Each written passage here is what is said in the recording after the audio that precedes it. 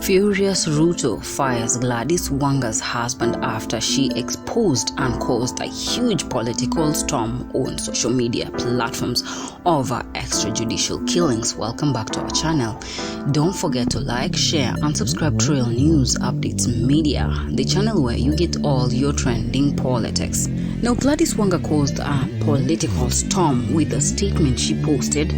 Statement on escalating extrajudicial killings and police high-handedness, which later on she removed the post, and a Gazette notice emerged that Gladys Wanga's husband had been fired. The serving chair of EPRA, 18th June 2025, for immediate release. Statement by Homa Bay Governor Gladys Wanga on extrajudicial killings. This is what it stated: today we stand united in grief and outrage as our national controls a wave of police brutality, impunity and extrajudicial killing. The tragic killing of our son Albert Ojwang in police custody has shaken our collective national conscience. Yet as we mourn Albert, another family in Mbita is shattered by the death of Calvin Ombati Onditi, a 36-year-old fisherman who allegedly hanged himself with his trousers at Kipasi Police Post,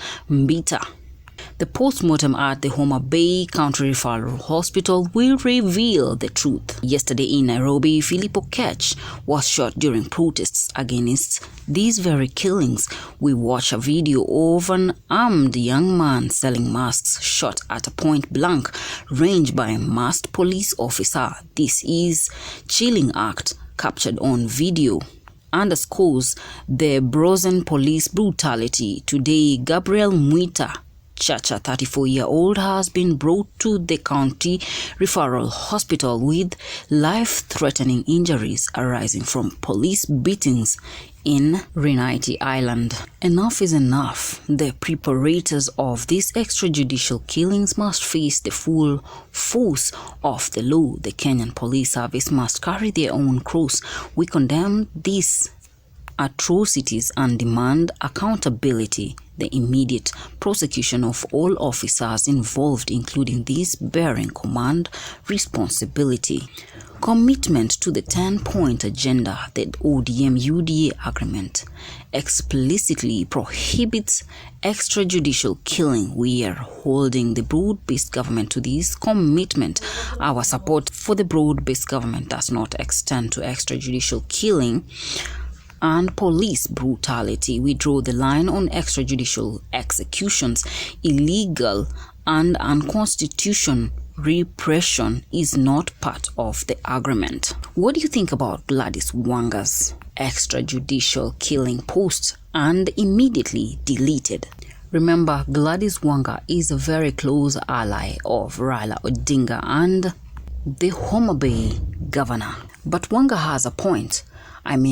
ODM signed a broad-based agreement with UDA with the referrals that they are going to stop the extrajudicial killings, and it was among the 10-point based agenda. But currently, the extrajudicial killings persist since then, and the reputation of Raila Odinga is being killed slowly.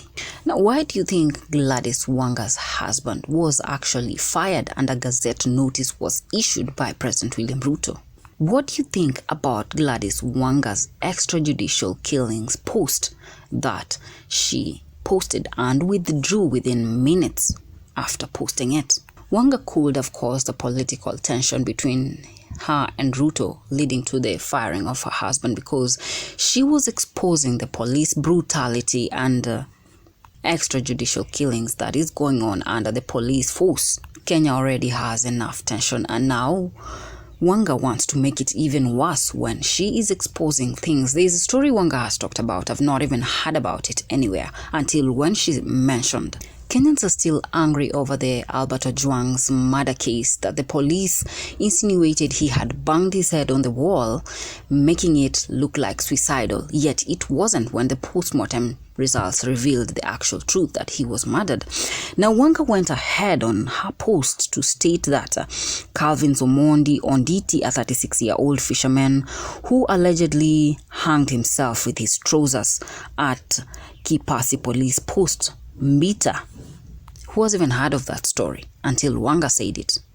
How can someone hang himself with a trouser in a police cell? It does not make sense, of course. The police brutality is taking shape and they're trying to cover up their traces. So probably this post could have angered William Ruto to an extent of firing Wanga'S husband to actually teach Wanga a lesson, who is actually in charge. You don't lecture me. I am the president and the state governor of Kenya.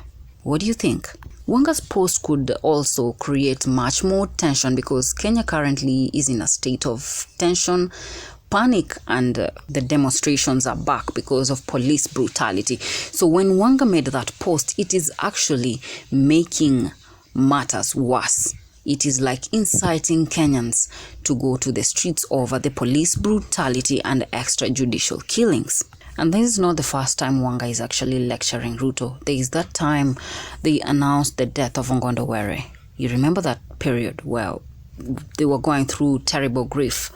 The member of parliament was just shot with no cause whatsoever, a political target. Wanga issued a very strong statement to William Ruto. So probably for this post, it was like a total rupture, an uproar, an outburst. She was exposing maybe she hasn't healed, so she's still bitter about the extrajudicial killings. But moments later, she withdrew the post. Why do you think that moments later, Wanga was forced to withdraw the post that she had actually posted about extrajudicial killings? Could have Raila Odinga intervened and asked Gladys Wanga to actually pull down the outbusted post she had made about extrajudicial killings and actually summoning William Ruto in a lecture form? Do you think with the continuous extrajudicial killings, broad-based government will still continue to work? Is the broad-based government failing? Raila is silent and the extrajudicial killings are still going on. Do you think ODM is about tired? Because Raila is a man of strategies. What will be the reaction of Nyanza towards William Ruto after the extrajudicial killings persist, the targets being Luos? Well, people are insinuating after Wanga lectured William Ruto in a rapture of extrajudicial killings, William Ruto actually acted by firing her husband to deliver a message who is actually in charge. The big question is, why do you think Gladys Wanga made a political storm on social media platforms with the extrajudicial killings post she made? A direct attack to William Ruto and his government. Well, leave me your views in the comment section. Don't forget to like, share, and subscribe to Royal News Updates Media, the channel where you get all your trending politics.